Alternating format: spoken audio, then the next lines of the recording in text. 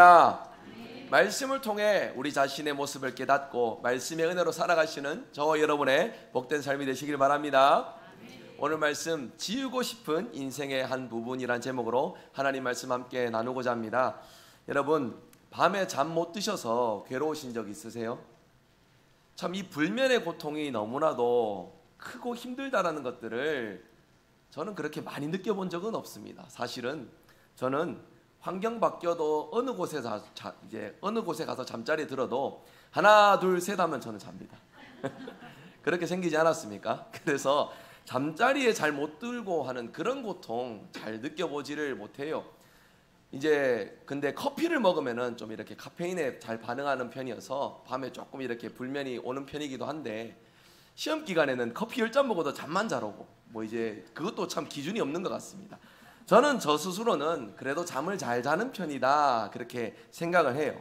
근데 여러분, 누구나 한 번쯤은 인생에 커피를 먹은 것도 아닌데, 내가 딱히 오늘 뭔가 일이 있었던 것도 아닌데 어느덧 갑자기 한순간에 무언가 마음에 걱정이 들거나 힘들었던 예전의 기억들이 떠오르거나 그런 이유들로 밤에 잠을 설쳐보신 경험들이 있으시리라 생각이 듭니다. 그때 우리의 밤새 머릿속에 맴도는 그 생각들, 꼬리를 무는 그 내용들이 무엇입니까? 내가 그때 왜 그랬을까? 그때 내가 왜 그런 행동을 했을까? 그런 후회들이 남는 그런 것들로서 밤새 되뇌이는 그런 우리의 마음들 느껴보셨을 거예요. 여러분, 사실대로 말씀드리면요, 저는 오늘 설교 제목이 지우고 싶은 인생의 한 부분인데, 제 솔직한 마음으로 오늘 설교 제목을 찢어버리고 싶은 인생의 한 부분이다 이렇게 짓고 싶었어요. 근데 그렇게 하면은 여러분 주보 보실 때 너무 놀라실 것 같아서, 근데 오늘 그 의미를 잘 기억해 주십시오. 그 정도로 인생에 우리가 떨쳐내고 싶은 그런 한 부분의 기억들이 있으시리라 생각이 들어요. 오늘 말씀의 주인공인 유다에게도 그런, 정말 오늘 말씀의 사건은 유다의 입장에서는 지우고 싶은, 아니 찢어버리고 싶은 그런 인생의 한 일들일 것입니다. 오늘 말씀을 우리가 조명하며 말씀의 장면을 우리가 한번 그려보면서 이 말씀 속에서 하나님께서 무엇을 원하시는지, 우리가 어떤 깨달음으로 살아가야 될지 우리 자신을 비춰보고 말씀의 지혜로서 하나님과 동행하시는 삶을 살아가는 저와 여러분 되시기를 바랍니다. 오늘 말씀 세 가지 관점으로 말씀의 내용을 살펴봅니다. 먼저 첫 번째입니다. 유다 집안에 무슨 일이 있었는지 한번 살펴봅시다. 한번 여러분 상상을 하면서 한번 떠올려 봐 주십시오. 여기 한 여인이 있습니다. 근데 그 여인이 다른 사람들에게 끌려와서 질질 끌려와가지고 결박당해서 이렇게 끌려오는 장면 한번 떠올려 보십시오. 이 여인의 이름은 다말입니다. 자신의 시아버지인 유다 앞에 지금 그 여인이 끌려가요. 왜 끌려가느냐? 이유인즉슨 행음을 했다라는 이유로, 음행을 저질렀다는 이유로, 어떤 이들의 그런 이야기들로 시아버지가 노하여서 며느리 다말을 끌고 오라 했습니다. 근데 끌고 와 보니까 그들의 증언이 거짓이 아닙니다. 정말 며느리를 보니까 임신한 거예요. 그런데 여러분, 다말은 임신할 수 없는 환경입니다. 왜 그러느냐? 창세기 37장에 다말의 남편이자 유다의 맨 큰아들인 엘이라는 이가 있습니다. 그 엘의 아내가 다말인데 엘이 죽었어요. 왜 죽었느냐? 37장 7절에 보니까 여호와 보시기에 악함으로, 자세한 이유가 기록되지는 않지만 하나님 보시기에 악한 이유로 엘이 죽게 되었습니다. 여러분, 가나안에는 취소혼이라는 제도가 있어요. 무엇이냐면 이제 형이 죽었을 때에 동생으로 하여금 그 형의 계보를 잇게 하는 취소혼 제도가 있었습니다. 그래서 형인 엘이 죽었으므로 동생인 오난이 형을 대신하여 형의 계보를 이어가야만 했습니다. 취소혼으로 이제 가문을 이어가야 될 위치에 있었어요. 그런데 오난 역시도 여호와 보시기에 악함으로 죽게 되었다 성경은 말씀합니다. 그러니까 이 일에 대하여서, 취소혼 이 일에 대하여서 오난이 거부함으로써 그 거부했던 그 마음을 하나님께서 악하게 보시고 오난마저도 죽게 하셨다라는 거예요. 그들에게는 이제 삼형제입니다. 형인 엘이 있고 중간에 둘째인 오난이 있으며 아주 어린 막내 셀라가 있습니다. 셀라의 나이는 아직 한참 어리기에 유다는 이 취소혼 제도로 그 가문의 계보를 이어가는 일에 셀라를 쓸 수가 없어요. 그래서 다말로 하여금 내 아버지 집, 그러니까 친정집에 가 있어라 하면서 돌려보내는데요, 쉽게 말해서 여러분, 우리 표현으로 며느리가 지금 소방 맞은 거예요. 그렇게 친정으로 가 있어서 지손 제도로 이어가려면은 셀라가 장성할 때에 뭐 연통이 닿아서 가문의 계보를 이어가게 하면 되는 거지 않습니까?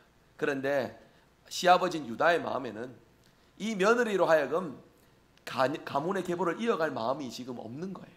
그러니까 내 아버지 집으로 가라 하면서 돌려보내고 그렇게 인연이 끊어진 채 세월을 보내며 살아왔던 것입니다. 그런데 그 시간 역시도 유다에게는 고통의 시간입니다. 왜 며느리를 소방맞아 보냈을까요? 아들 둘이나 잡아먹은 며느리라는 그런 마음이 있지 않았을까요?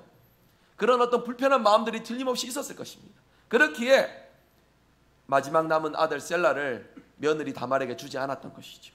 그런데 그 시간에 유다 역시는 너무나 큰 고통들이 더해집니다. 자신이 사랑했던 아내가 그 기간 사이에 죽게 됩니다. 유다의 인생에 있어서 두 아들을 먼저 보내고 사랑하는 아내를 먼저 보낸 그 마음을 헤아려 보시면 충분히 유다가 어떤 고통의 마음일지 우리가 짐작해 볼 수 있는 것이죠. 그 이후에 시간이 흐르면서 슬픔의 세월 속에 말씀해 보니까 유다의 친구 아둘람 사람 히라라는 사람이 나옵니다.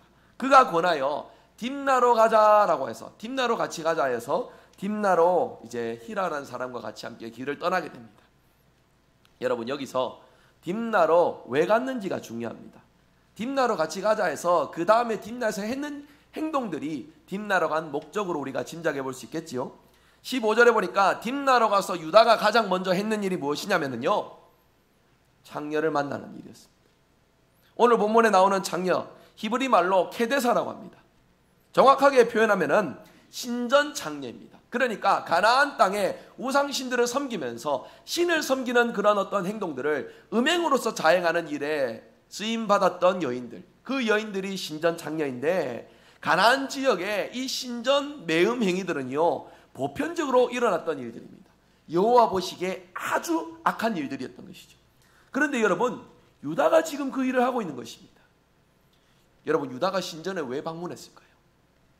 12절에 보시면은 양털 깎는 자에게 갔다라고 기록이 되어 있는데, 여러분 고대 근동 당시에 가나안 땅에 있는 우상들이나 신들은요 주로 번성을 이루는 신들입니다. 농사가 잘 되게 하는, 그리고 양들이 이제 많은 무리수가 이룰 수 있도록 그 이제 양들이 번식하고 그런 일들을 이루는 일에 복을 주는 신들을 위해서 우상을 섬기고 절을 하는 그런 행위들이 자행되었습니다.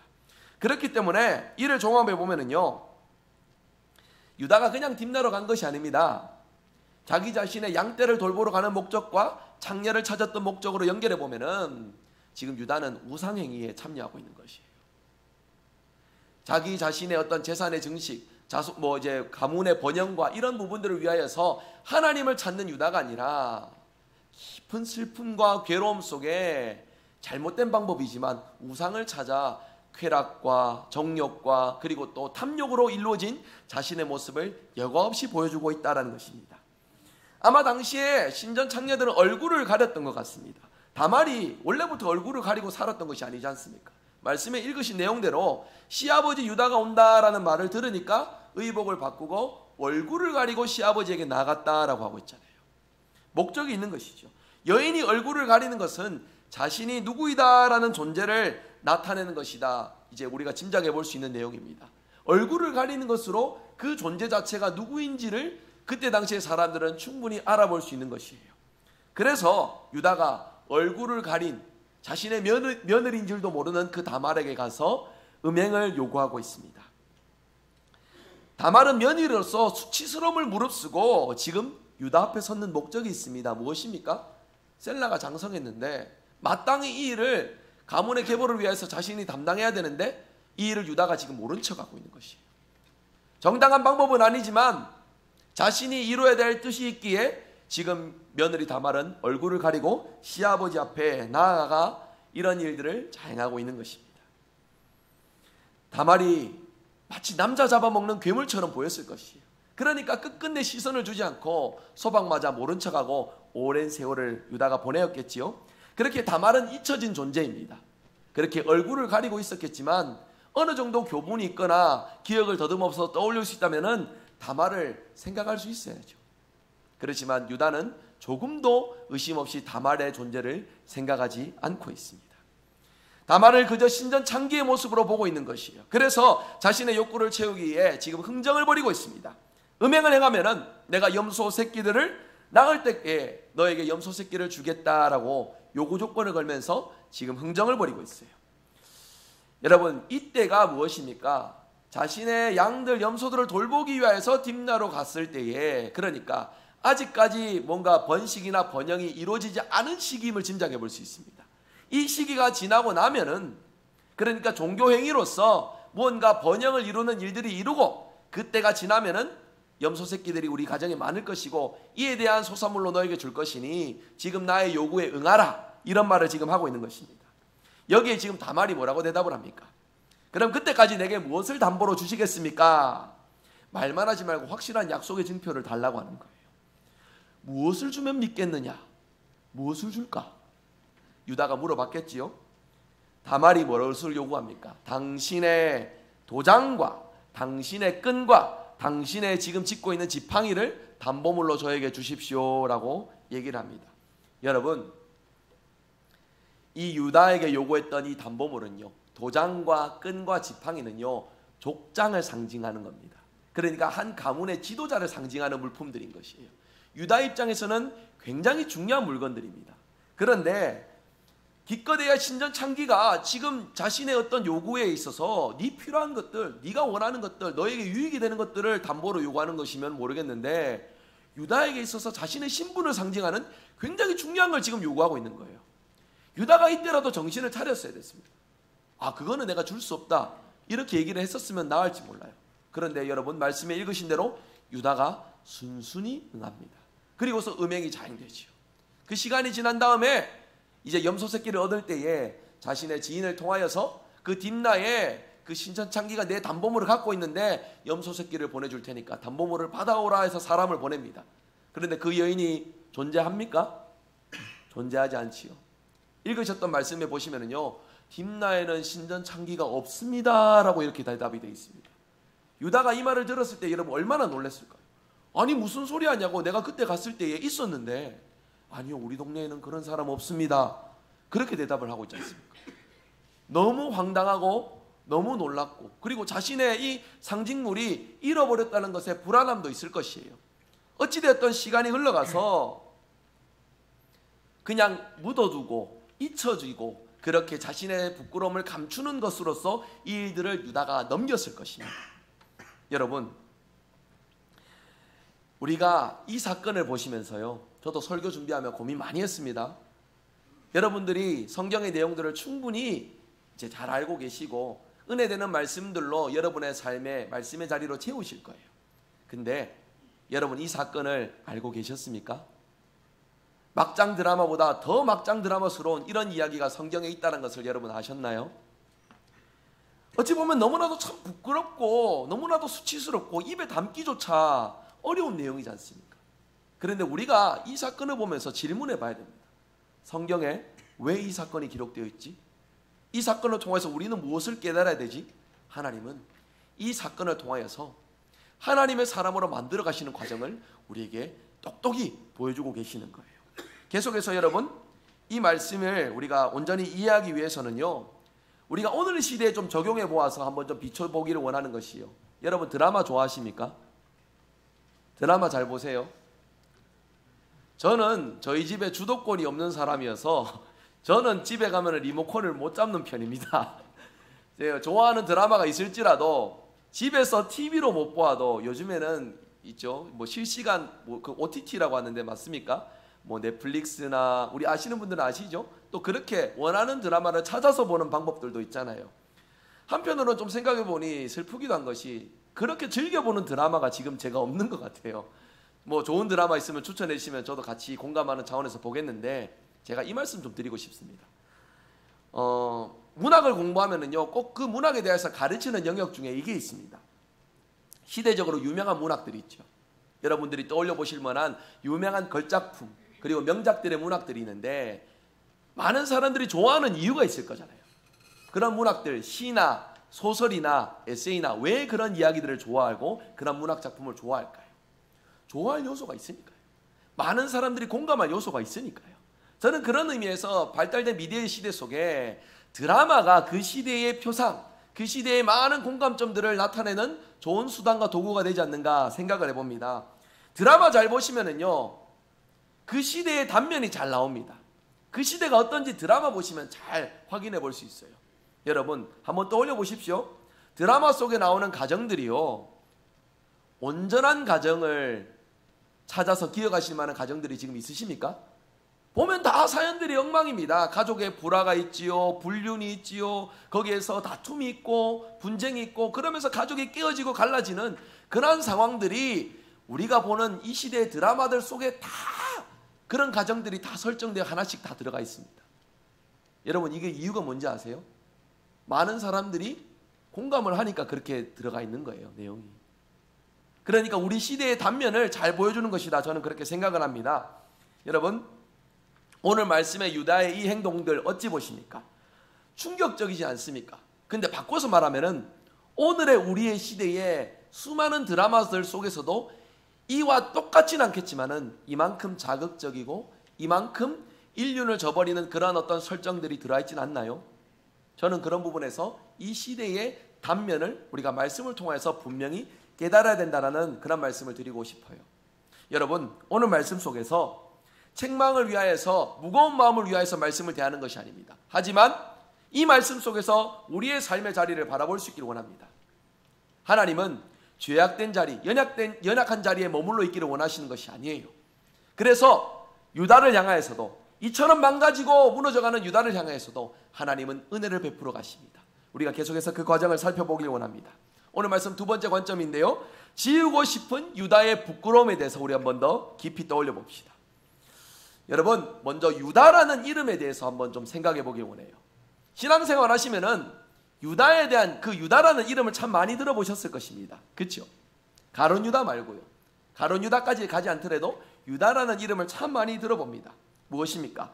유다의 후손들인 유다 지파, 그리고 유다의 계보를 통하여서 다윗이 왔으며 다윗의 계보를 통하여서 예수 그리스도가 오셨다라는 유다 자손으로 오신 우리 예수님. 그렇게 유다의 이름은요 우리의 신앙의 환경에서 참 많이 언급되고 많이 들어봤던 그런 이름입니다.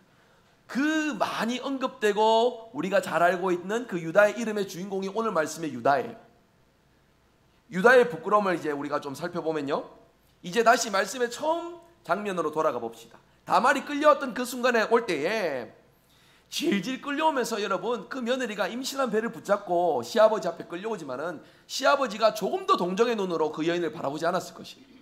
어디 감히 부정한 행위로서 집안에 먹칠을 내도 유분수지하면서 그 분노가 치밀어 끌어올랐을 것입니다. 근데 그렇게 끌려오면서 이 여인이 무엇을 얘기합니까? 끌려올 때에 그 옆에 사람에게 이르되, 유다에게, 우리 시아버지에게 이 물건의 임자로 하여금 내가 이렇게 됐나이다, 이 얘기를 꼭 전해 주십시오라고 이야기를 했어요. 제가 아까 말씀드렸죠, 도장과 끈과 지팡이는 무엇을 상징한다고요? 족장, 지도자, 그 가문의 가장을, 지도자를 상징하는 물건입니다. 그러니까 유다의 말을 듣고 유다의 명령에 며느리를 끌고 갔던 사람들, 유다의 집안 사람들이겠죠. 그 물건을 보면은 주인을 알았을까요? 몰랐을까요? 알았을 겁니다. 여러분 유다의 부끄러움이 어땠겠습니까? 얼마나 부끄럽고 민망했을까요?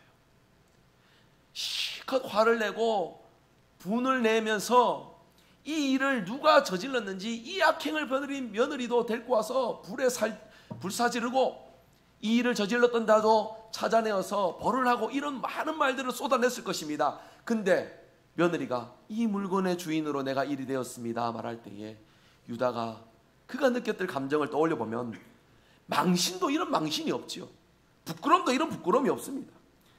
오늘 설교 표현 그대로 정말 지우고 싶은 인생의 한 부분일 겁니다. 저의 솔직한 설교 제목으로 정말 찢어버리고 싶은 인생의 한 부분일 겁니다. 여러분 성경을 보실 때에 그 내용의 전개들을 그 한 구절로만 보지 마시고 최소한 문단, 문맥 중심으로 읽어보시고 그 읽으셨던 장 전체를 또 보시고요. 그 장들이 또 어떻게 연결되어서 내용들이 전개되는지 보시는 것도 참 중요합니다. 창세기 37장, 우리 지난주에 요셉의 말씀을 살펴봤습니다. 요셉이 등장합니다. 아브람과 이삭과 야곱과 요셉으로서 이제 하나님의 족장의 계보가 이어지는 내용들이 전개가 되는데 37장에 요셉이 소개되었다가 갑자기 중간에 다른 형제들 다 빼고 유다의 이야기가 지금 기록이 되어 있습니다. 그러면서 39장에 다시 요셉의 이야기가 전개가 돼요. 왜 뜬금없이 유다 이야기가 나왔느냐? 38장 전에 있는 37장 26절 27절 말씀 우리 한번 화면 보시며 같이 읽어보겠습니다. 유다가 자기 형제에게 이르되 우리가 우리 동생을 죽이고 그의 피를 덮어둔들 무엇이 유익할까? 자, 그를 이스마엘 사람에게 팔고 그에게 우리 손을 대지 말자. 그는 우리의 동생이요 우리의 혈육이니라 하매 그의 형제들이 청종하였더라. 아멘. 지난주 5절 말씀 기억하십니까? 장자 루벤이 형제들로 하여금 요셉을 살리기 위해서 얘기하는 말에는 형제들이 반응이 없어요. 근데 유다의 말에는 오늘 말씀 읽으셨던 방금 구절 맨 끝에 청종하였더라라는 말씀이 있습니다. 귀담아 듣고 같이 공감하고 적극적으로 유다의 말에 따라갔음을 의미하는 말이죠. 자, 여기서 요셉을 팔자고 했던 사람 누구였습니까? 유다였지요. 그래서 이 유다의 말로 요셉이 애굽 생활, 그 노예 생활이 시작이 되었고요.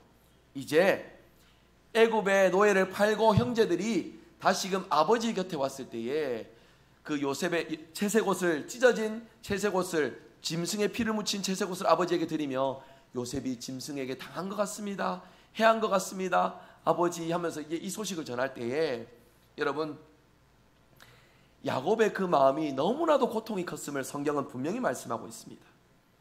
야곱이 이 소식을 들었을 때 그 고통이 어땠느냐? 37장 34절 35절 보시면은 그 슬픔이 너무 커서 야곱 자신이 옷을 찢고 굵은 대로 허리를 묶고 오랫도록 이를 위하여서 애통하였다라고 말씀하고 있습니다. 그리고 중요한 의미가 더 있습니다. 모든 자녀가 야곱을 위로하나 그 위로를 받지 않았다라고 기록되어 있어요. 여러분, 여기에서 우리가 한번 좀 떠올려 봅시다. 자녀들이 아버지를 위로하기 위해서 이렇게 다가갈 때 아버지가 식음을 전폐하며 위로를 받지 않습니다. 깊은 슬픔에 빠져 있습니다. 형제들의 마음은 어땠을까요? 이 일을 처음 말했던 유다에게 마음과 시선이 가지 않겠습니까? 여러분, 결과론적으로 말씀드리면은 이 요셉을 판 사건 이후로 유다가 그 집안에서 나갑니다.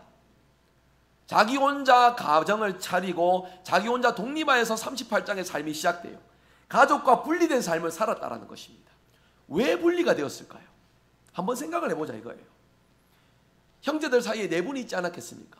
아버지가 식음을 전폐하며 괴로워하니까 그들 사이에도 또다시 다툼이 일어나는 거예요. 그냥 좀 골려주고 말자니까, 혼내주고 말자니까, 조금만 괴롭히고 말자니까 왜 애굽으로 팔자 해가지고 이 사단을 만들어냈느냐 하면서 자기들끼리도 자중질환이 일어나는 겁니다. 그러면서 책임을 누구에게 돌립니까? 이 모든 게 유다 때문이다. 그렇게 하면서 그거 아니면 여러분, 유다가 집을 나갈 이유가 하나도 없습니다. 그들 사이가 깨어졌기에 유다가 홀로 자식이 혼자 이렇게 가족을 떠나서 혼자 삶을 살아가기 시작했던 것이에요. 여러분, 유다는 요셉을 미워하는 그 마음에서, 아버지로부터 사랑받지 못하는 그런 어떤 부분에서 상처로서 이 일들이 시작되었습니다. 그리고 이 상처는 좀 더 커져서 가족들 간의 자중질환으로 따로 홀로 독립되어서 살아가는 처량한 처지로서 살아갈 수밖에 없었습니다. 그렇게 죄를 범하였고 죄를 덮기 위하여서 또 더 나은 삶을 살기 위하여 아둥바둥 노력하지만은 가면 갈수록 죄의 사슬은 커져갑니다. 사랑하는 아들 둘을 먼저 잃었습니다. 아내를 잃게 되었고요. 낙심과 괴로움의 절망의 자리에 계속해서 내려갑니다.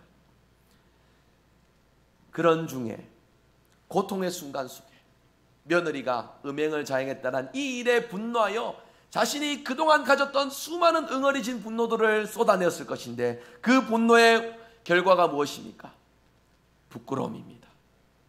첫 단추를 잘못 끼웠더니 그 인생의 정점의 자리에 섰을 때에도 부끄러움과 마주하는, 죄악과 마주하는 너무나도 비참한 유다의 모습이었던 것입니다. 여러분, 사람 마음이 그렇지 않습니까? 자기에게 일어난 문제의 원인들, 사실은 누군가의 입술을 빌리지 않아도 자기 자신이 제일 잘 압니다. 그렇지 않습니까? 유다도 여러분 잘 알았을 것입니다. 이 불행의 원인이 무엇인가? 그래서 여러분 유다가 자신이 가지고 있는 힘으로 이 사건을 덮는 것이 아니라요, 이 다말이 이 물건의 주인으로 인하여 이 일이 일어났습니다 말할 때에 너의 말이 옳도다. 며느리를 향해서 이렇게 얘기를 해요. 부끄러움으로 피하는 것이 아니라 부끄러움으로 그 상황을 정면으로 마주합니다. 그리고 자신을 돌아보아요. 일찍이 요셉으로부터 시작된 자신의 그 인생에 잘못 끼어진 첫 단추들을 떠올리면서 자신의 연약함과 부끄러움 앞에 정면으로 마주하며 탄식하고 고통스러워하고, 그리고 그 순간에서부터 자신의 부끄러움을 돌이키기 위한 그의 마음과 생각, 행동들이 출발되었음을 우리가 떠올려 볼 수 있습니다. 그에 대한 증거로서 이제 말씀의 세 번째 부분으로 우리가 이 말씀의 내용을 결론 짓기를 원합니다. 세 번째입니다. 부끄러움을 깨달음으로 신실한 사람으로 만들어가는 하나님의 손길을 우리는 유다의 모습을 통하여 볼 수 있습니다. 며느리가 임신한 아이의 아버지라는 사실에 적지 않은 충격받고 많은 사람들이 놀랐을 때에 유다는 우선 그 앞에 진실하게 회개함으로 나아갑니다. 그는 나보다 옳도다, 너의 말이 옳도다 말하면서 그 부끄러움을 수용합니다. 그러면서 그 정면으로 마주했던 부끄러움 앞에 유다의 인생의 변화가 시작됨을 보게 됩니다. 여러분 38장 내용 보시면은요, 그 뒤에 유다가 자신의 아버지의 자신의 형제들이 있던 그 가족의 자리로 다시 돌아갔음을 우리가 짐작해 볼 수 있습니다. 왜 그러냐면은요, 가나안 땅에 기근이 들어서 그 야곱의 아들들이 애굽으로 양식을 구하러 갈 때에 유다도 그 자리에 같이 있었거든요. 그러니까 38장의 이 사건 이후로 유다가 다시 가족에게로 돌아갔음을 우리가 짐작해 볼 수 있습니다. 그런데 그 형제들에게 무언가 일이 지금 잘못되고 있습니다. 가나안 땅의 기근으로 애굽에 가서 곡식을 구걸할 때에 그들의 애굽의 총리가 선대해 주고 우대해 주어서 곡식을 구워가고 필요한 만큼 이제 얻어갈 수 있는 처지에서 다시금 아버지 곁으로 돌아가려고 하는데 그들의 곡식단에서 나와서는 안 되는 물건이 나와버립니다. 무엇이 나왔습니까? 은잔이 나왔지요. 왕실에서 쓰는, 왕궁에서 쓰는 은잔이 나왔으니 그 형제들이 얼마나 난감했겠습니까? 근데 여러분 그 은잔의 주머니, 그 은잔이 나왔던 주머니의 주인이 누군지 아십니까? 베냐민입니다. 어머니 라헬로부터 유일하게 자신과 같이 함께 이복 형제가 아니라 자신의 친동생으로 여겼던 베냐민, 그의 주머니에서 은잔이 나왔을 때에 이것은 요셉이 비단 다분히 의도한 바겠지요. 근데 여러분 이 일에 많은 이들이 놀라면서 두려운 마음으로 이제 걱정 근심하고 있을 때에 여기에서 우리가 함께 말씀 구절 한번 보기 원합니다. 44장 30절 31절 우리 한번 같이 읽겠습니다. 같이 읽습니다. 아버지의 생명과 아이의 생명이 서로 하나로 묶여 있거늘 이제 내가 주의 종 우리 아버지에게 돌아갈 때에 아이가 우리와 함께 가지 아니하면 아버지가 아이의 없음을 보고 죽으리니 이같이 되면 종들이 우리 종 우리 아버지가 흰머리로 슬퍼하여 스올로 내려가게 함이니이다. 아멘. 여러분 이 말을 한 사람이 누구였을까요? 유다입니다. 유다가 이 말을 할 수 있는 이유가 무엇입니까? 자신이 먼저 아들 둘을 앞서 보낸 경험이 있는 것이에요. 그 경험 속에 이것이 얼마나 큰 고통인지 유다에게는 이 마음을 헤아릴 수 있는 삶의 여지가 있는 것입니다. 이 베냐민이 가지 않으면은 일찍이 베냐민 앞에 베냐민의 형도 잃었을 때 아버지가 그토록 고통했던 것을 우리가 보았는데 이 아이가 가지 않으면은 아버지가 스올로 내려감이니다. 죽도록 괴로울 것입니다 라고 말하면서요, 그러면서 33절에 이렇게 말합니다. 유다가 이렇게 고백했어요. 같이 읽겠습니다. 이제 주의 종으로 그 아이를 대신하여 머물러 있어 내 주의 종이 되게 하시고 그 아이는 그의 형제들과 함께 올려 보내소서. 아멘. 자기 동생을 대신하여 내가 노예가 되겠습니다. 내가 죽든지 살든지 내가 여기 남을 테니 내 동생은 보내주십시오. 목숨을 걸고 지금 애굽의 총리 앞에 자신의 삶을 들여서 살려달라고 애고라고 했어요. 제가 성경에서 굉장히 은혜되는 많은 부분들이 있는데 저는 저에게 이 부분이 참 많이 은혜가 됩니다. 여러분 성경 보시면은 이 부분에서 요셉이 눈물이 터져요. 이 부분에서 요셉의 그 한스러웠던 마음, 응어리졌던 마음이 터집니다. 그 세월이 얼마나 고통스럽겠습니까? 자신을 팔아버린 그 형 때문에 이루 말할 수 없는 고통의 세월을 보내었던 요셉인데 지금 그 고통의 원인이었던 유다가 우리 형제를 대신하여 내가 죽을 테니까 내 형제는 살려보내시고 나를 죽게 하든 살리게 하든 뜻대로 하옵소서. 그러면서 자신을 의탁하고 있는 이 모습에 여러분, 요셉이 그 한많았던 세월에 눈물이 터집니다. 그리고 그 눈물이 원망의 눈물이 아니라 감사의 눈물이었음을 우리가 보게 됩니다. 요셉의 그 눈물에는 이런 의미가 있었을 것이에요. 하나님, 우리의 이 비극적인 가정사를 하나님께서 이뤄가심 속에 하나님의 구원의 역사로 이뤄가셨군요. 하나님, 가해자인 유다도 피해자인 요셉도 모두 다 하나님의 은혜 안에 있었군요. 그 모진 세월 속에 형이 저렇게 바뀌었군요. 그 모진 세월 속에 우리 가족이 이런 모습이 되었군요. 요셉이 그것을 바라보았을 때에 눈물이 터졌다라는 것입니다. 여러분, 오늘 말씀 이제 정리하면서요, 37장부터 50장까지의 창세기 내용의 주인공은 틀림없이 요셉입니다. 근데 38장에 뜬금없이 유다 이야기가 하나 딱 기록되어 있어요. 왜 유다 이야기가 중간에 포함되어 있었느냐? 저는 오늘 말씀에서 유다가 보여준 이 신실한 모습 속에 하나님을 향한 회개와 참회와 애통의 역사 속에 구원의 역사를 이뤄가시는 하나님의 은혜를 저는 느낄 수 있었습니다. 여러분 어떻습니까? 여러분 인생 속에 다시금 떠올리고 싶지 않은 그 어려웠던 기억들이 있을 것입니다. 그것들 속에서 묵혀두고 잊혀진 채 살아가는 것이 아니라 그러한 고통 속에서도 하나님께서 여러분에게 원하시는 것들을 깨닫고 그 어려움과 마주하여 회개함으로 참회함으로 하나님의 뜻을 이루어가시는 저와 여러분의 복된 삶이 되시기를 바랍니다.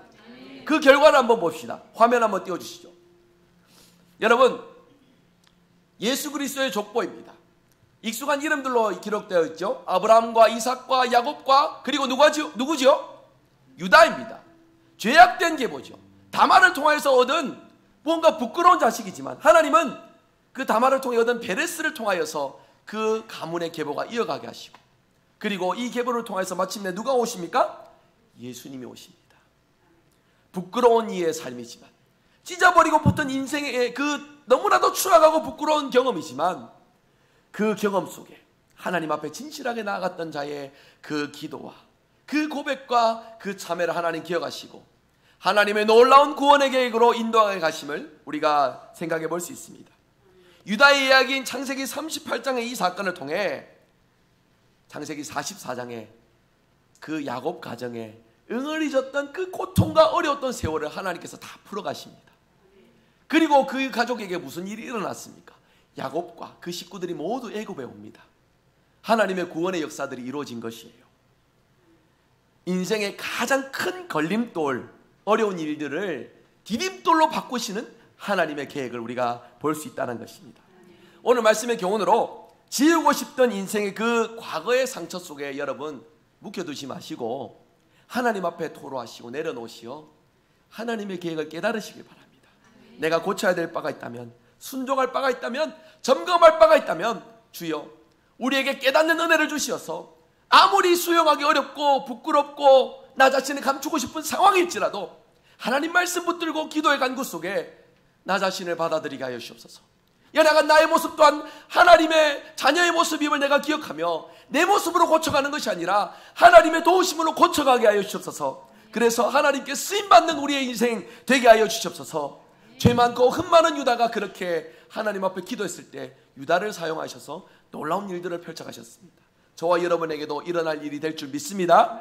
기도하며 말씀 붙들고 하나님과 함께 동행하여 신실하신 하나님의 역사 속에 하나님의 구원의 계획, 회복의 놀라운 은혜로서 하나님과 동행하시는 저와 여러분 되시기를 주 예수 그리스도의 이름으로 축복합니다. 말씀 기억하며 우리 함께 찬양합시다. 오 신실하신 주 나의 하나님, 하나님은 나를 실망시키지 않으시고 언제나 어느 때나 공평과 정의로 나를 인도하십니다. 신실하신 주님을 내가 붙들고 살아가길 원하오니 주여 깨닫게 하시고 하나님 붙들게 하시고 의지하게 하여 주시옵소서. 우리 같이 함께 찬양합시다.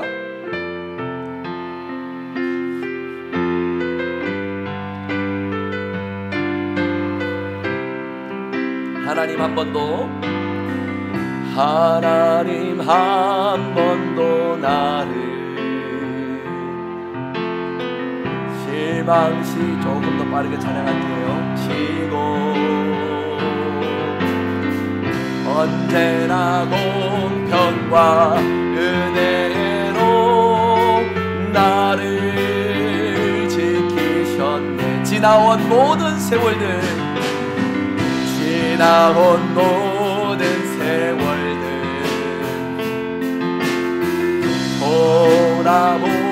돌아보아도 그 어느 것 하나 주의 손께 안 미친 것 전혀 없네. 오 신실하신 주, 오 신실하신 주, 오 신실하신 주, 내 너를 떠나지도 않으리라, 내 너를 버리지도 않으리라. 약속하셨던 주님, 그 약속을 지키사 이후로도 영원토록 나를 지키. 두 손 들고 찬양합니다. 오 신실하신 주, 오 신실하신 주, 오 신실하신 주, 내 너를 떠나지도 않으리라, 너를 버리지도 않으리라. 약속하셨던 주님, 그 약속을 지키사 이후로도 영원토록 나를 지키시리라 확신하네. 우리 말씀 붙들고 기도하며 나갑니다. 우리 삶 속에 지우고 싶은 상처들, 지우고 싶은 죄를 두고 하나님 앞에 진실하게 회개하게 하여 주시옵소서. 회개를 통해 더욱 귀한 하나님의 은혜를 누리게 하여 주시옵소서. 어떠한 부끄럽고 연약한 모습일지라도 하나님 앞에 나아갈 때에 반드시 회복시켜 주심을 믿고 의지하는 우리의 삶이 되게 하여 주시옵소서. 말씀 붙들고 기도하며 나갑니다. 기도하겠습니다. 하나님 감사합니다.